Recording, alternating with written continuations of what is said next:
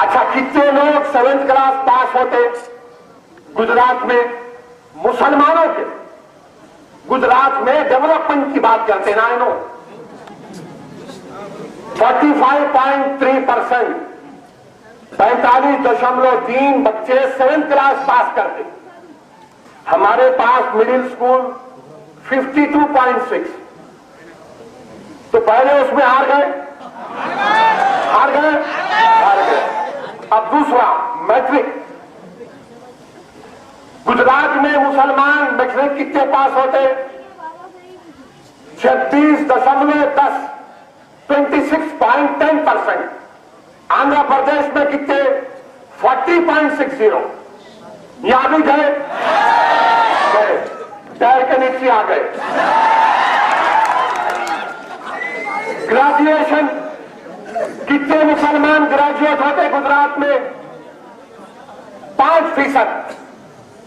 आंध्र प्रदेश में कितने मुसलमान ग्रेजुएट होते? 9%, 9%। यहां भी गए, दूसरे पैर के नीचे आया। अब 5% और 9.6, जब ग्रेजुएट आप नहीं होते तो नौकरी कैसा मिलेगी आपको? नहीं मिल सकती ना नौकरी, तो नौकरी नहीं मिलती, इसको ध्यान में रखो। अब मैन्युफैक्चरिंग सेक्टर में जाइए, कितने मैन्युफैक्चरिंग सेक्टर में मुसलमानों को नौकरियां मिलती? गुजरात में तो डेवलपमेंट हो रहा है ना। मोदी बोलते सारी दुनिया के लोग आ रहे, गुजरात हम आ गए, हमारे को होना। अच्छा, सही है ना। 13.3 मैन्युफैक्चरिंग सेक्टर में मुसलमानों को नौकरियां मिलती। आंध्र प्रदेश में कितने मिलती? 19.6, 19.6। यहां भी गए, सामने के टायर के नीचे आया।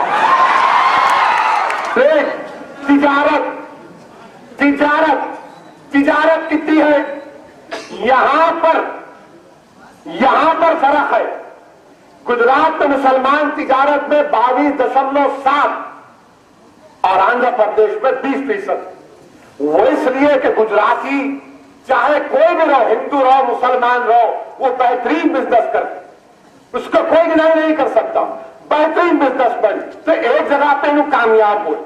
मैं इकरार कर रहा हूं, तो नहीं बोलते नु खाली मोदी के खिलाफ बोलते, मैं इकरार कर रहा हूं ये सही है।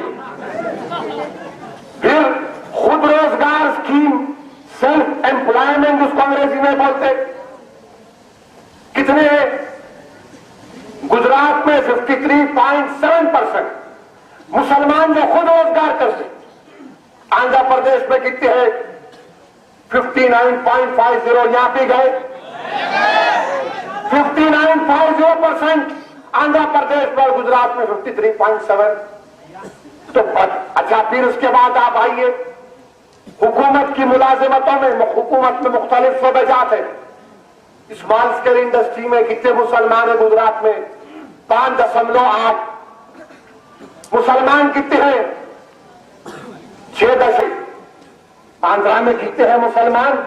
7.9। यहां भी गए। उसके बाद आप आइए हेल्थ डिपार्टमेंट, खाली गुजरात में मुसलमान हेल्थ डिपार्टमेंट में 1.5 और आंध्र प्रदेश में 6.4। यहां पे भी गए।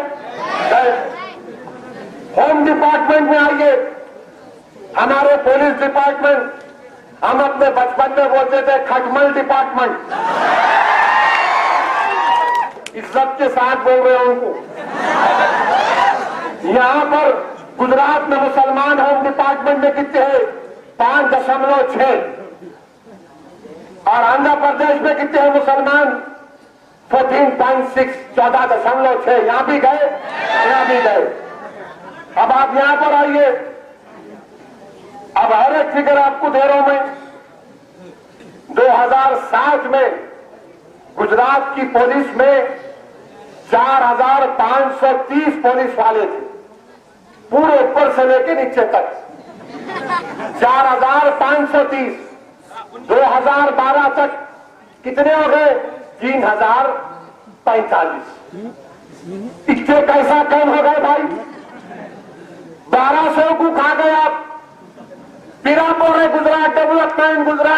गुजरात में ये क्या हुआ? अच्छा, ये आंध्र प्रदेश में गुजरात में फर्क क्या है? गुजरात का मुसलमान गुजराती बोलता, गुजराती आती, हम क्या बोलते, हम उर्दू बोलते, तेलुगु भी बोलते, दोनों जबानें बोलते।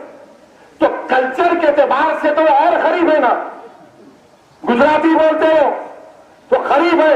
इतना करीब रहने के बावजूद भी आप क्या तरक्की दिया उनको? और हम तो उर्दू बोलते, उर्दू के स्कूल है। तो गुजरात में और यहां पर एक फर्क ये। दूसरी हम बात क्या है, गुजरात के मुसलमानों के पास जैसा हमारे आंध्र प्रदेश में, हमारे शहर में उर्दू के 4 अखबार थे, वहां एक अखबार नहीं है उनका गुजराती जबान मुसलमानों। आंध्र प्रदेश में मुसलमानों के 4 मेडिकल कॉलेज, वहां पे एक मेडिकल कॉलेज नहीं है। आंध्र प्रदेश में मुस्लिम इंतजामिया के तहत 100 दवाखाने चलते, वहां पर एक दवाखाना नहीं है। और 2002 का मुझे याद आ रहा है कि जब हम डॉक्टरों की टीम को लेकर गए थे तो दवाएं खत्म हो गई थी 40 लाख की। एक दिन और था तो हमारे डॉक्टरों ने कहा कि साहब कैंपों में बहुत से बच्चे हैं, इनका खतरा करेंगे। तो मेरा बहुत अच्छा आइडिया है, मगर हमारे को नहीं होना।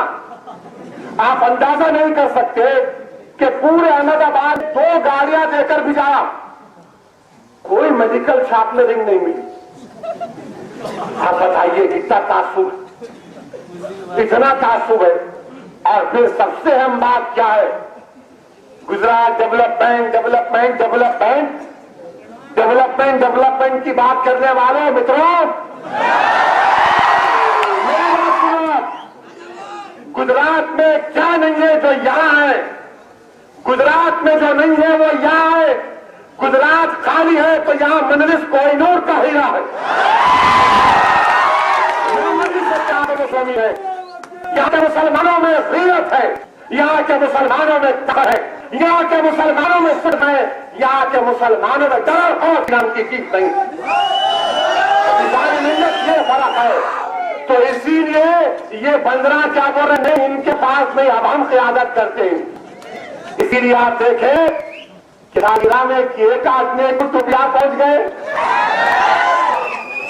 जमाना गए, एक टुपिया गए। अरे शर्म नहीं आती इन लोगों को? उर्दू है, अरे कैसे लोग है तुम लोग? मोदी बोलता है अरे ये फिगर क्या है? फिर मेरे पप्पा हमारे अच्छे बोल, पता नहीं जगह का भी पता नहीं, अपने अपने खून का सबूत किया ना। नहीं हमारे मोदी अच्छे हैं। 12 साल से राय नहीं हुए, 12 साल से नहीं हुए तो क्या एहसान करे? हिंदुस्तान का दस्तूर जिसका मैं यहां पर कहता right to life, right to life एक फंडामेंटल राइट है। अगर कोई मेरी जान की हिफाजत कर रहा तो कोई एहसान नहीं कर रहा, वो दस्तूर का पाबंद है। दस्तूर बोलता कि जान बचाओ, चाहे किसी मजहब का। मगर जो बोलते नहीं 12 साल से नहीं हुआ। ABCD की बात करने वालों, क्या तुम भूल गए एहसान जाफरी को? इधर Ehsan Jafri, I for Shobha, A for Hari Pandya, V for Banjara, बोलो और ABCD। अगर साथ हमारी जबान में आ गया तो फिर हैदराबाद में बहुत बच सकते हम।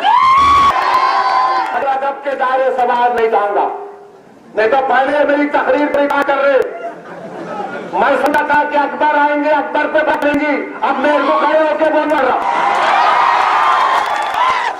ABCD में जरूरी और सबको बोले सर पे जब पहन के आना, बुरखा पहन के आना। क्यों? तुम्हारे अब आए तो बुरखा पहनना ना, नहीं आना पहन के आना, दिखाना दुनिया को। टीवी वाले देखना, अरे देखो इन मजलिस वाले गाली दे रहे तो जब हम जमा कर दिए। अरे मेरे भाई, तुम लाके किसको बिठा रहे मेरे को क्या मालूम, कैसे लाके बिठा रहे? और बैठ रहे होंगे, आप तो बैठते बुलाए तो हर जगह बैठते, जहां बैठो बोलो बैठते, कोई कैरेक्टर नहीं बैठाते, क्या खत्म करके रख दिया जाए। हमारा सफर को मजबूत करना है। ये गुजरात के आदादोशुमार मैंने आपके सामने रखे। अब तो आपके पास रिकॉर्ड भी हो गया होगा। अल्लाह अच्छा टेलीफोन निकालने वाले को वो यूट्यूब मेरे को नहीं मालूम कौन सा, क्यों फेसबुक कदे फेसबुक यानी चेहरे की किताब, अजीब चेहरे की किताब है ये। कैसे चेहरा, हर चीज लिख रहे उसमें। असद साहब अब भी आए, फोटो डाल दिए, घर को नहीं पहुंचा, फोन आ गया, घर को आ गए। बोला आओ, नहीं रास्ते में देखे कोई फोटो लेके डाल दिया। अरे बोला हम फेसबुक समझे तो ट्विटर ही निकल गया। अबे ट्विटर, अरे कुछ भी नहीं होता, मार देते उस पर 140 अल्फाज होती है, वो इसी ने कह दिया। अरे कैसा मालूम है, ट्विटर पे आया, मेरे को ट्विटर नहीं मालूम। हमारे भाई है फरीद, उन्हें बोले ट्विटर है। मैं कौन सा ट्वीट है ये भैया? नहीं ट्विटर है, Twitter, Facebook, Twitter, WhatsApp, blackberry, messenger. अरे भाई किसके का जवाब देंगे? अच्छा फेसबुक निकला तो हमारे दोस्ताने शुरू हो गए, मजलिस नहीं करी, नहीं करी, नहीं करी। क्या नहीं करी रे भाई? फेसबुक पे आया। अरे मना फेसबुक पे आया तो मैं क्या करूं? फेसबुक पे आया, फेसबुक पे लिख दिया तो होता क्या? फेसबुक पे लिखना अलग है, दिल पे लिखना अलग है। दिल पे लिखना अलग है। दिलों के अंदर मोहब्बत डालने वाला फेसबुक का जुकरबर्ग नहीं है, अल्लाह है। अल्लाह, अल्लाह मोहब्बत डालने वाला है, अल्लाह वाला है, अल्लाह इज्जत देने वाला है। फेसबुक का ओनर जुकरबर्ग कुछ नहीं कर सकता। अल्लाह बोला जुकरबर्ग तो गायब, तो गायब। ये अजीजान मिल्लत, तो ये गुजरात के ये आदादोशुमार को याद रखना। इसको लिखना फेसबुक के ऊपर, ट्विटर पे लिखना, व्हाट्सएप पे लिखना, ब्लैकबेरी मैसेंजर पे लिखना, क्या क्या है उस पे लिखो। बिल्कुल आपको बुझाओ, मगर आने तकरीर खत्म नहीं होती, 400 मैसेज आते। तो देखो शुरू हो गया अभी, ट्विटर पे आ रहा अभी, फोटो के साथ डाल दिया हमारे।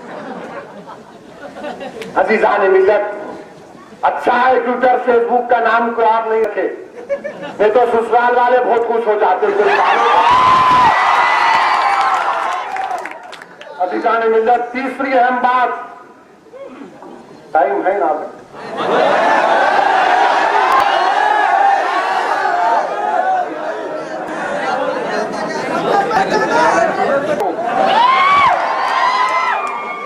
तीसरी अहम बात क्या है मिल्लत? तीसरी अहम बात यह है कि मुजफ्फरनगर में जो कुछ हुआ वो काबिल मसम्मत। अभी मैं आ रहा था तो जवाहरलाल नेहरू यूनिवर्सिटी के स्टूडेंट्स मुजफ्फरनगर गए और मुझे अभी फोन पर बताया कि लिसाड एक जगह है, लिसाड शामली डिस्ट्रिक्ट में, वो बच्चा मुझसे कह रहा है कि असद भाई यहां पर 200 घरों को जला दिए। कितने? 200 घरों को जला दिए, मसाजिद को तोड़ दिए। वो पहली मर्तबा वहां पर गए। हिंदुस्तान की तारीख में बदतरीन फसाद मुजफ्फरनगर का। और मैं आपको 16 सितंबर का डेली भास्कर अखबार पढ़ने के लिए कह रहा हूं। इंटरनेट पे और लंक में औरतों का इंटरव्यू डाला। मैं सिर्फ एहतियात के साथ एक ही बात कह के आप पे छोड़ता हूं, आप जाके पढ़ो। उसमें हमारी माओ ने लिखा, एक वाकया तुम्हारे सामने बयान कर देता हूं कि एक मां ने कहा कि मेरी आंख के सामने मेरे 3 बच्चियों का रेप किया गया। उसके बाद मुझे मेरे बच्चों को छोड़े हम लोग बात के आगे एक का पता नहीं है। ये मैं नहीं कह रहा हूं क्योंकि पुलिस आजकल बहुत नोटिस कर रही। ये डेली भास्कर की रिपोर्ट, डेली भास्कर 16 सितंबर। हम भी चाहते हैं अमन रहे, मगर हकायक को तो बयान करना पड़ेगा ना। 50 लोग मारे गए बोल रहे, लोग जो देख कर आ रहे बोल रहे कि आओ ऐसी साहब आकर देखो, कहा 50 नंबर बहुत बड़ा, और हमको जाने नहीं देते। अरे हम रिलीफ लेके जा रहे थे, मैं बोला लिख के ले लो मेरे से, मैं इसके कभी बोलूंगा, मैं सिर्फ जाकर उनके बहते हुए आंसू को देखना चाहता हूं। मां लोगों का, उन बच्चियों का जो यतीम हो गए, उनका हाथ पकड़ना चाहूं। जिन शहीद बुजुर्गों ने अपने बेटों को फोन का हाथ पकड़कर उनके गम को अपने दिल में महसूस करना चाहता हूं, मगर बोले नहीं आना। पहले बोले आना, सुबह 7 बजे फोन आया आ जाइए, हम बॉर्डर पर रिसीव करेंगे। हम निकले, 1 घंटे के अंदर फोन आया मत आइए, वापिस जाइए। मैंने क्या वजह है भाई, आप तो खुद बोले आ जाओ। बोले नहीं आप नहीं आ सकते, आपके इंतजार में 200 लोग खड़े हुए मुजफ्फरनगर में, नौजवान खड़े हुए, आप न मत आइए। कब आऊंगे? तो बोले आपको बताएंगे हम। अरे मैं बोला मैं रिलीफ लाया हूं भाई, रिलीफ तो बंटवा दो। बड़ी मुश्किल से रिलीफ बन गई, 8.5 लाख रुपए। 40,000 लोग बेघर हुए बोलते, झूठ बोल रहे। 40,000 नहीं है, मुजफ्फरनगर में 1 लाख के करीब लोग बेघर हो चुके हैं।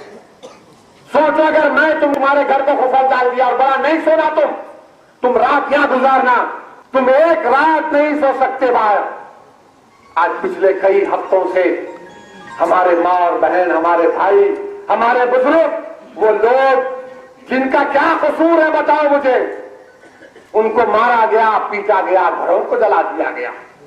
ये सेकुलरिज्म है मुलायम सिंह यादव का, ये सेकुलरिज्म है समाजवादी पार्टी का। क्या यही तुम्हारे उसूल है? ये क्या यही तुम उन तालीमात पर अमल कर रहे जो तुम दावा करते कि हम राम लोहिया के चाहने वाले हैं? क्या यही लोहिया की तालीम है तुम्हारी? क्या तुम्हारी कर रही है? लोग बोलते मंदिर छोटी जमात, सब बीजेपी वाले एक स्पीच दिए, एक स्पीच दी के असेंबली को गए और उनकी तकरीर के बाद गवर्नमेंट बोल रही 50 लोग मारे गए। उनकी तकरीर की वजह से गवर्नमेंट बोल रही कि 50,000 लोग बेघर हो गए। तो फिर मुझे ये तो बताइए कैसा आपका कानून है? अकबरुद्दीन ओवैसी तकरीर करके इलाज के लिए गए क्योंकि उनके पेट में गोलियां मारी गई थी, चाकू मारा गया था। अकबरुद्दीन ओवैसी को मैंने कहा तुम आओ यहां, दूसरे दिन आ गए और आप दूसरे दिन गिरफ्तार कर लिए। यहां दूल्हे भाई देख रहे तो असेंबली को जा रहे, क्यों आपके दूल्हे भाई है वो असेंबली को जा रहे, अरेस्ट करने गए तो रोक लिए। अरे हम मत हैं जी, हमने फिर आए, तुम हम बोले अरेस्ट करते, मेरे आओ पकड़ो, तुम्हारे बाप से नहीं डरने वाले, मल्ला पे भरोसा करने वाले। गिरफ्तार हुए, 2 महीने जेल में रहना पड़ा अकबर को, मसाइब और मुश्किलात उठाना पड़ा। ऐसी ऐसी तकालीफ जिसका मैं जिक्र नहीं करूंगा और उन तमाम चीजों को अपने खबर में लेकर जाऊंगा क्योंकि मैं जानता हूं, मगर हम अपने पेशानी के पर आने नहीं दिए। कानून का मजाक नहीं उड़ाए। जिन लोगों की वजह से हिंदू भी मारे गए, मुसलमान भी मारे गए, बेघर हो गए लोग 50-55 हजार, वो चलते हुए असेंबली को जा रहे और उमा आंटी के साथ जा रहे। उमा आंटी बोले नहीं पकड़ सकते, पकड़े तो ऐसा हो जाएगा। अरे कैसी हुकूमत है मुलायम सिंह की? ये अजीब गरीब हुकूमत वहां पे आज परेशान है। हम 5-8 साल से बोल रहे लाओ कानून को, लाओ कानून को, पुलिस वालों को जिम्मेदारी दो। अगर मैं जलसा ही चल रहा, अगर मैं जलसे के टाइम से बढ़ गया तो परमिशन लेने वाले पे केस बुक करते ना। यहां पे क्या करें? यहां पे क्या करें? 1,50,000 लोग बेघर हो गए। उन्हें चलते हुए जा रहे असेंबली को, टीवी पे आ रहे, इंटरव्यू दे रहे, ललकार रहे। ये कानून है, यही सेकुलरिज्म को बदनाम करता है कि एक कानून आपके लिए, एक कानून हमारे लिए। अजीजान मिल्लत, मुजफ्फरनगर के लिए बहुत करना पड़ेगा और आंखें खोलना, जहन को खोलना, दिलो दिमाग पर जोर डालो नौजवान। नगर एक ट्रेलर है, मुजफ्फरनगर एक ट्रेलर है, अभी पिक्चर बाकी है। ये महीने में लोग बोल रहे, वो लोग बोल रहे हैं। और ये मोदी आए तो अमित शाह को भी जाए वहां पर।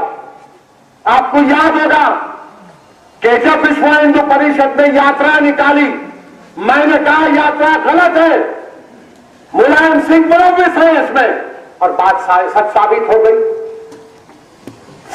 एक टीवी प्रोग्राम में गया तो टीवी प्रोग्राम में मैंने तनकीद की तो समाजवादी पार्टी के एक रुकन ने कहा, आप क्यों बोल रहे 2 घंटे, क्या तकलीफ हो रही है आपको? मेरे को कोई तकलीफ नहीं हो रही, मैं आपसे पूछना चाह रहा हूं 2 घंटे बैठ के क्या मुलायम सिंह, अशोक सिंघल, मुगल आजम देखे?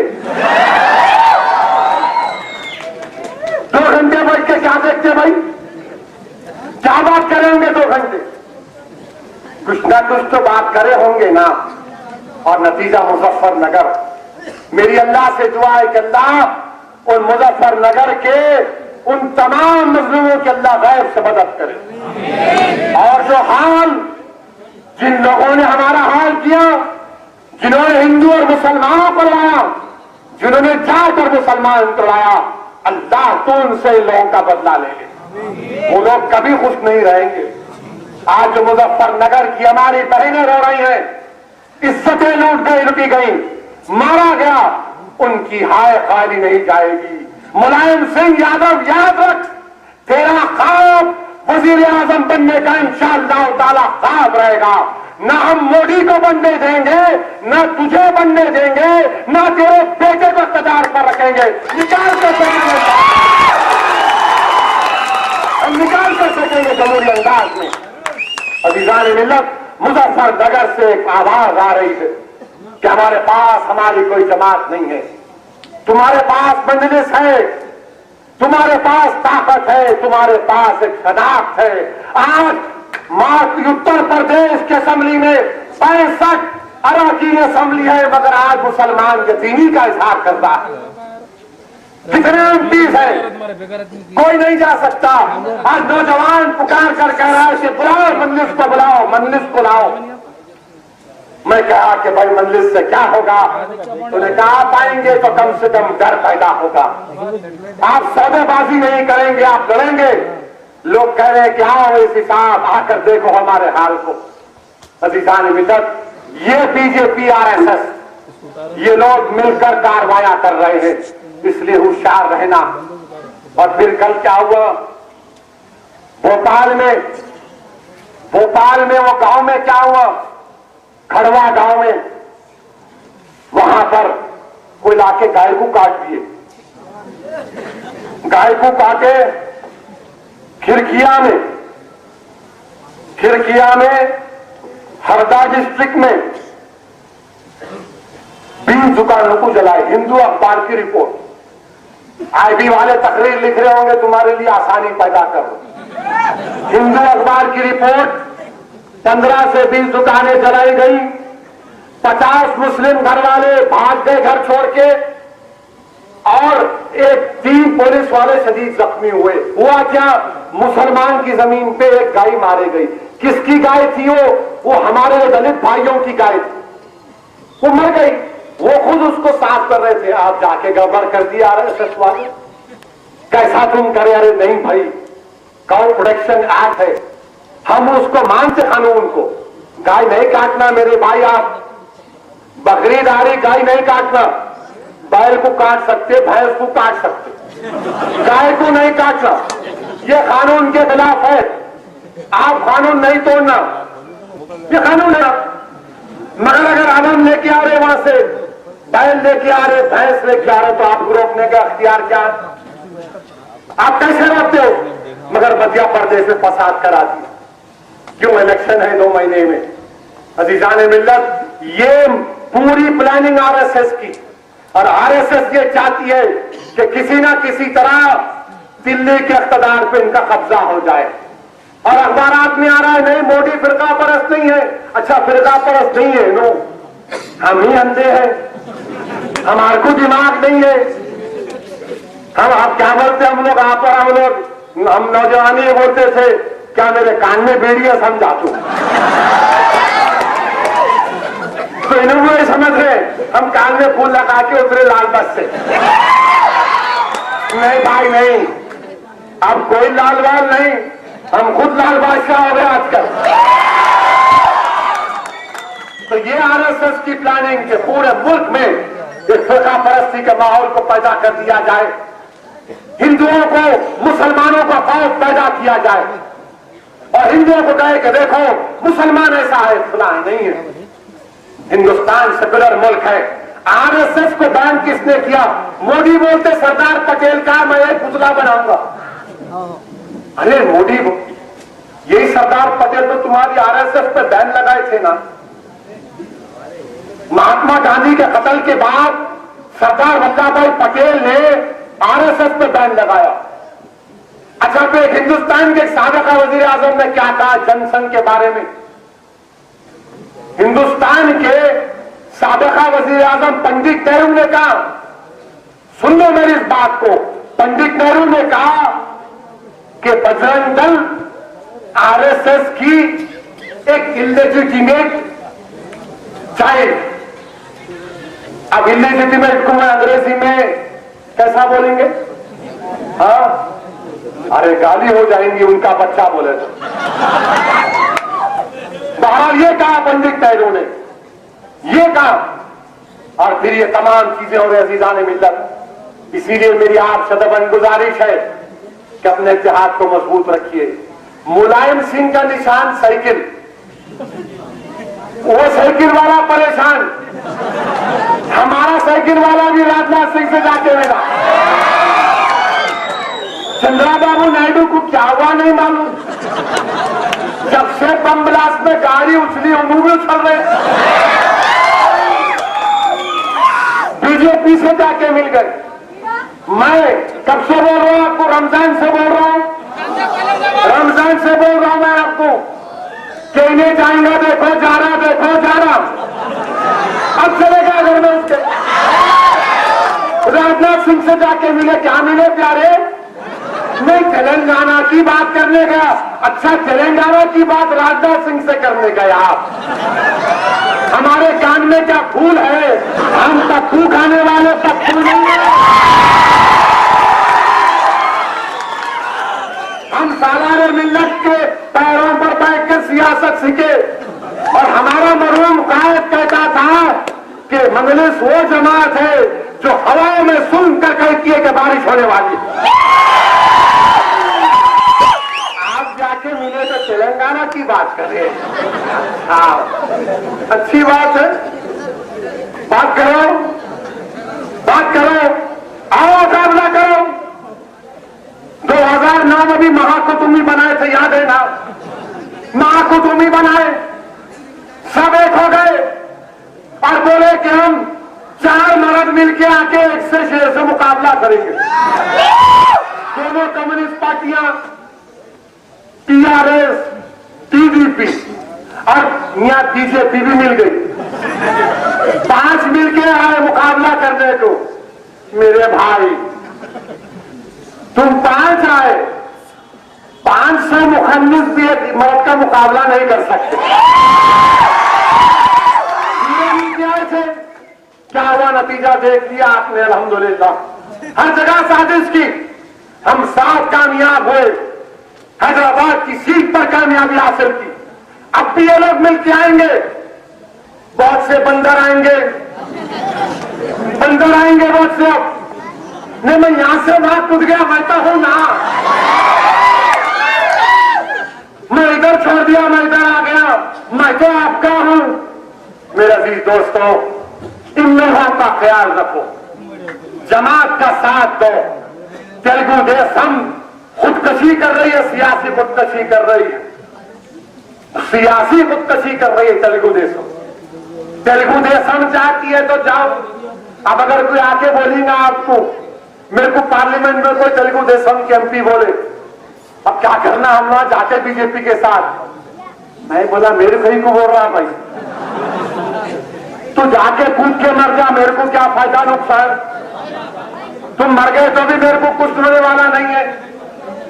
अरे वहां पे एक बात, यहाँ पे एक बात, और फिर अजीजान मिल्लत हैदराबाद पे सबकी नजर। हैदराबाद हमारा कहते, नायडू बोल रहे मैं डेवलप किया हैदराबाद को, आप डेवलप करें हैदराबाद को, आप डेवलप करें हैदराबाद को। अरे हैदराबाद डेवलप था, हैदराबाद वो शहर था जिसकी रोडों को पानी से धोया जाता था। तुम जब से हुक्मरान बने हमको पीने का पानी नहीं, तुम जब से हुक्मरान बने हमको नौकरी नहीं है, तुम जब से हुक्मरान बने यहाँ पर हिंदू मुस्लिम की लड़ाइयां हो रही। मैं नायडू बोलते मैं डेवलप करा हैदराबाद को। चंद्रबाबू नायडू, अगर तुम हैदराबाद को डेवलप करें तो एक जगह से मोदी, एक जगह से तुम, और कौन कौन आके हमसे मुकाबला कर लो। मालूम होगा कौन ठहरेगा मैदान में। तुम्हारे साइकिल की हवा कम हो गई, चेन बार बार उतर जा रही, फारक बेंड हो गया, रंग के पैंडला मार मार के। अब जरा रुक जाओ बाबा, हमारे नाम पे नखवार, तुम्हारे बच्चे, तुम्हारे लोग हमारे नाम पे वोट आ रहे, ये इल्जाम वो इल्जाम। ये हमसे खेल मत खेलो मेरे भाई, ये खेल बहुत पुराना है। हम बहुत सौ से खेल खेले, मंजलिस क्या है उनसे पूछो। अल्लाह का हमेशा करम रहा, अल्लाह ने जमात को कामयाब किया। अजीजान मिल्लत इस्लामिया, मंजलिस को मजबूत रखो। असदुद्दीन ओवैसी की कोई अहमियत नहीं है, मंजलिस की अहमियत है। मेरी शख्सियत कोई चीज नहीं है, मेरी पहचान है तो जमात से है।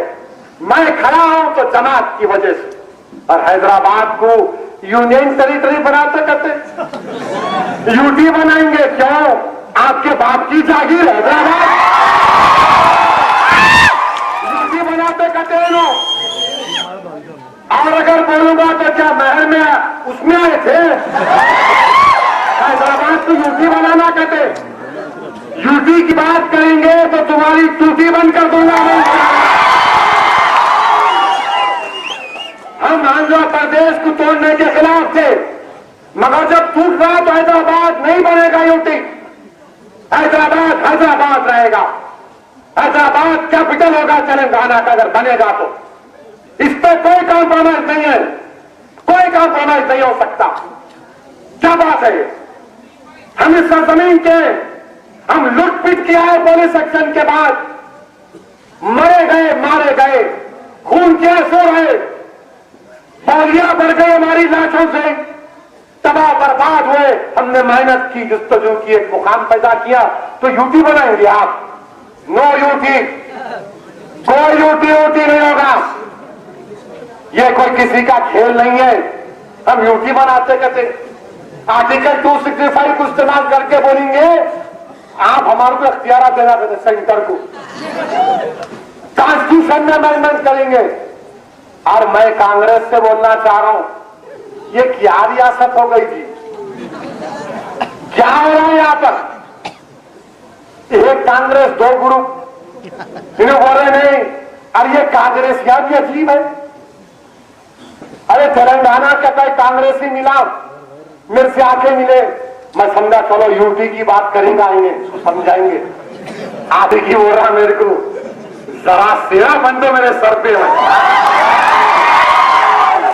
मैं बोला ये क्या बात है? मैं मौका अच्छा है, मैं बन जाता हूँ। क्या बन जाता हूँ? मैं सीएम बन जाता हूँ, जरा हाथ लगा हुआ। मैं बोला क्या सियासी पोलियो का टीका दो तुम्हारे को, आप जरा बोल दो मैं सीएम बन जाता हूँ। आप अम्मा को बोल दो मैं सीएम बन जाता हूँ। अरे मैं बोला तू सीएम बन जा, पीएम बन जा, जो बनता बन जा, मेरे को उससे मतलब नहीं है। हैदराबाद यूपी नहीं बन सकता। कितने दावेदार है मालूम आपको कांग्रेस में सीएम बनने के? बिल्कुल बोल रहे थे प्रेस वाले 25 लोग आए थे, 25 लोग आए। इनके एमएलए है कुछ 35 है, 35 40 50 कुछ 23 लोग दावेदार है। हर दूसरा बोल रहा मैं दूल्हे भाई। अरे क्या है भाई ये? और बेचारा वो हिंदू के अखबार के एडिटर को पकड़ लिए। ये अखबार वालों को भी क्या हुआ? कोई शर्म नहीं है लोगों को। हम जरा कुछ बोले कि नहीं तस्लीमा तस्लीमा, ऐसा बोलते तस्लीमा बाजी का वाकया। एक ही सांस में बाजी बोलते, एक ही सांस में अफसर का बोलते। हम अखबार के खिलाफ बोले थे, मुमताज खां के खिलाफ बोले। जो क्या बोले थे आपके खिलाफ? वो वाकया हुआ था मुमताज खां जर्नलिज्म के खिलाफ। अब क्या हुआ भाई आप लोगों को? बेचारा वो जाके उस पर एंटीसिपेटरी बिल लेना पड़ा। ये जर्नलिज्म भी अजीब और गरीब। इनकी आवाज बंद हो गई। अरे कह के जर्नलिस्ट जी तुम्हारा कलम तो तलवार की तरह इस्तेमाल होना, मगर वो नहीं कर सकते। हम अल्फाज को इस्तेमाल करते हुए बोलते अरे कहीं को बोल रहे हैं ऐसा। अजीजान मिल्लत, ये हाल है। म्यूजिकल चेयर्स का जमाना आ गया, म्यूजिकल चेयर्स का जमाना आ गया। आंध्र प्रदेश में म्यूजिकल चेयर्स खेला जा रहा है। अफसोस है, अफसोस है। बहरहाल अजीज दोस्तों, मल्लिक इत्तेहादुल मुस्लिमीन आपकी जमात है। हाँ, एक और बात है कि हम यकीनन मजम्मत करते हैं और पूरा मिजाज हमदर्दी करते हैं उस बच्ची के साथ जिससे नाइंसाफी हुई, जिसकी असमत रेजी की गई। मजलिस की नुमाइंदगी पर निर्भय एक्ट लगाया गया। कमिश्नर पुलिस से हम नुमाइंदगी कर रहे हैं कि फास्ट ट्रैक कोर्ट या जो भी हो जल्द से जल्द केस की अक्सई हो। हम यकीनन उनके साथ हैं, मगर मैं मजम्मत करता हूं उन लोगों की इस हरकत पर जिन्होंने उस बच्ची के नाम का अफशा कर दिया। बहुत नाइंसाफी की उन लोगों ने, नादानी की, नादानी की।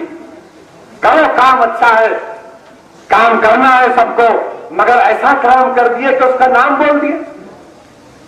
कभी ना कभी तो इंशाअल्लाह उस बच्ची की जिंदगी संवरेगी, उसका घर आबाद होगा इंशाअल्लाह ताला। आप उसका नाम बोल दिए सारी दुनिया। कैसा उसका घर आबाद होगा? एक तो गैर कानूनी बात, गैर अखलाकी बात, मगर हमारी हमदर्दियां पूरे उसके साथ है। हम अपना काम कर रहे हैं, दुआ भी कर रहे हैं, जुस्तजू भी कर रहे हैं। अजीजान मिल्लत, बच्ची चाहे मुसलमान की हो या हिंदू हो या सिख की हो, ये बच्ची बच्ची है।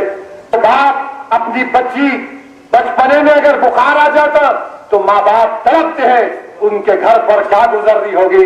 अल्लाह उनके घर वालों को सब्र दे। हम यकीनन उनके साथ, कोई दो राय नहीं। हम भी चाहते इंसाफ हो और अल्लाह होकर रहेगा। मगर मेरी आपसे ये भी गुजारिश है कि माशरे की बुराइयों का खात्मा करो मेरे भाइयों। मैं तुम्हारे सामने कौन से किस्से बोलूं? अब ये वाकया निकला तो एक बात याद आ गई। ह्यूमन राइट्स एक ऑर्गेनाइजेशन को चलाता था हैदराबाद में। कोई बच्चा है ह्यूमन राइट्स के नाम से चलाता।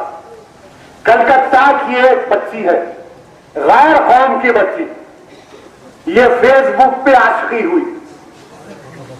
दिल्ली में उससे मुलाकात करके उसको कलमा पढ़ाया, शादी किया और 3 दिन के बाद उसका जेवर लेके भाग गया।